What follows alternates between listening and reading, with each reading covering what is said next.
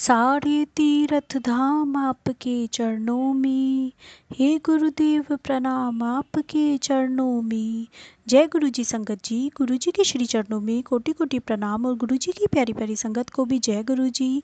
इसमें कोई शक नहीं है कि हमें अपने कल्याणकारी गुरु जी मिल गए हैं और वे सदैव हमारे अंग संग रहते हैं और हमें सारे दुखों से दूर करते हैं, हमारे सारे कष्ट अपने ऊपर लेते हैं।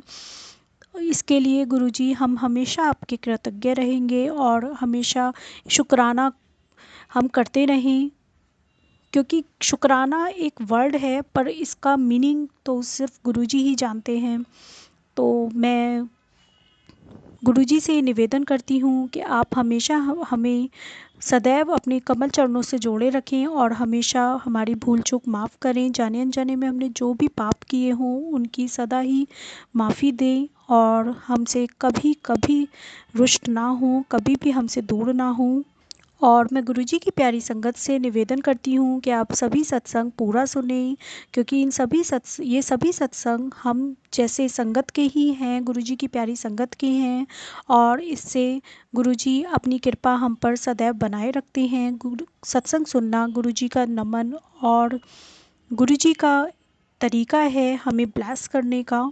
सो आप सभी सत्संग सुनते रहें और भी संगत के साथ, नॉन संगत के साथ ये सत्संग शेयर करें, जिससे गुरुजी की कृपा दृष्टि सभी पर बने और गुरुजी सबका कल्याण करते रहें। इसी के साथ मैं गुरुजी की दिव्य आभा का सत्संग 15 शुरू करती हूँ।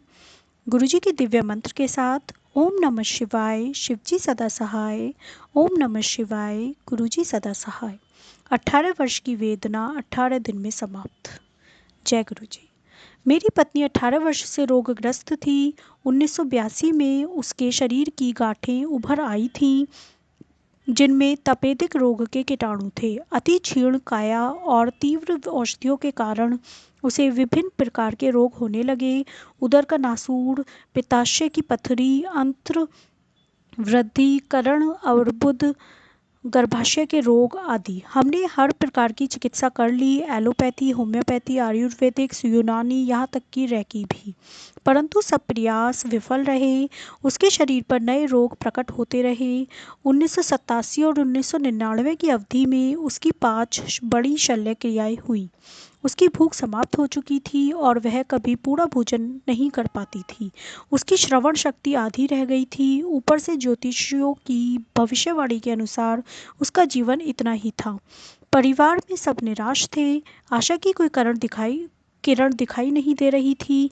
ऐसे समय में गुरुजी के रूप में ईश्वरीय कृपा प्राप्त हुई।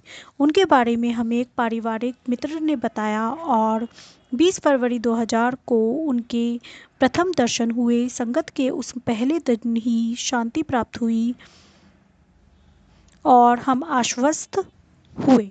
चिकित्सकों के अनुसार मेरी पत्नी को किसी भी प्रकार के तेल की चुटकी भर मात्रा से अधिक और मसाले वाला भोजन निषिद्ध था। उसे 8 बजे से पूर्व भोजन करना होता था। संगत में गुरुजी ने 9 बजे उसे मुट्ठी भर शुद्ध घी से बना हुआ कड़ा प्रसाद दिया और 1 घंटे के उपरांत हमने लंगर किया, जिसमें मसालेदार भोजन था। घर लौटने पर जब हम सोच रहे थे कि होने वाली यातना को वह कैसे सह पाएगी, घर पर 7 बजे भोजन करने पर भी वह व्याकुल रहती थी और आधी रात तक उसे नींद नहीं आती थी। परंतु उस दिन 20 फरवरी को घर पहुंचकर वह मानो घोड़े बेचकर सो गई। उस दिन से वह बिना किसी परेशानी के सामान्य भोजन करती आ रही है। जय गुरुजी, शुक्राना गुरुजी। मार्च के प्रथम सप्ताह में महाशिवरात्रि को हम पहली बार बड़े मंदिर गए। गुरुजी का आशीर्वाद, उनका प्रसाद और लंगर करते ही उसके सब रोग विलीन हो गए। उसे शरीर में एक अद्भुत स्फूर्ति और ताजगी का अनुभव हुआ।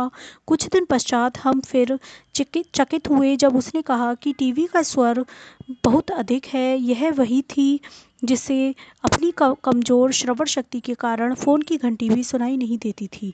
18 वर्ष की वेदना 18 दिन में समाप्त हो गई थी। जय गुरुजी, अनंतम शुक्राना गुरुजी। कहने का तात्पर्य यह नहीं है कि गुरुजी को कृपा करने के लिए अतिरिक्त समय की आवश्यकता है। वह तो सदा वृष्टि कर रहे हैं। हम योग्य होने पर ही उसे ग्रहण कर सकते हैं। इन महापुरुष के पलक झपकते ही सृष्टि की रचना अथवा इति हो जाती है। अनगिनत आत्माएं शरीर रूप लेती हैं और त्याग देती हैं। हम तो केवल इतना ही कह सकते हैं, तुम सम सर नहीं दयाल मोहे संसर पापी, जिवा पर जीप।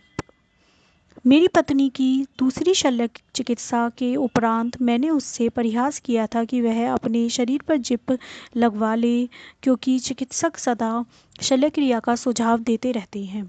एक दिन संगत में जब मैं अपने संस्मरणों का वर्णन कर रहा था, गुरुजी ने मुझे यह बात भी बताने को कहा। उन्होंने उन्हीं शब्दों का प्रयोग किया जिन्हें मैंने अपनी पत्नी से आपसी वार्ता में 10 वर्ष पूर्व किया था। गुरुजी अपनी सर्वज्ञता कभी कभी अचानक प्रकट करते हैं। मेरी बड़ी बहन जब दूसरी बार गुरुजी के दर्शन कर रही थी तो उन्होंने कहा कि वह उनकी अत्यंत पुरानी भक्त है। मैं सोच रहा था कि यह कैसे संभव है। उसी समय मुझे आभास हुआ कि वह बचपन से शिव को पूजती रही है और प्रत्येक सोमवार को व्रत रखती आई है। यह एक अति महत्वपूर्ण क्षण था। गुरुजी ने अपनी वास्तविकता बताई थी। गुरुजी की शरण में यह जीवन पूर्ण रूप से परिवर्तित हो चुका है। गुरुजी ने सब भविष्यवाणियों को असत्य सिद्ध कर दिया है और मेरी पत्नी को नवजीवन प्रदान किया है। मुझे प्रतीत होता है कि हम कबीर से भी अधिक भाग्यशाली हैं। वह तो गुरु और गोविंद दोनों में से एक के चरण स्पर्श करने की दुविधा में थे। हमारे लिए तो गुरु ही गोविंद हैं। यह संगत स्वयं पर प्रभु के चरणों में बैठकर अत्यंत गौरवान्वित है। यह हमारा सौभाग्य है कि वह हमें अपने दर्शन, कृपा, स्नेह, निर्देशन और लंगर करने का अवसर प्रदान कर रही हैं। विनती है कि सबको उनके कलेशों और कष्टों से मुक्ति मिले। आइए हम सब मिलकर प्रार्थना करें। मेहरा वाले सैया राखी चरना दे कोल, राखी चरना दे कोल, सानू चरना दे कोल।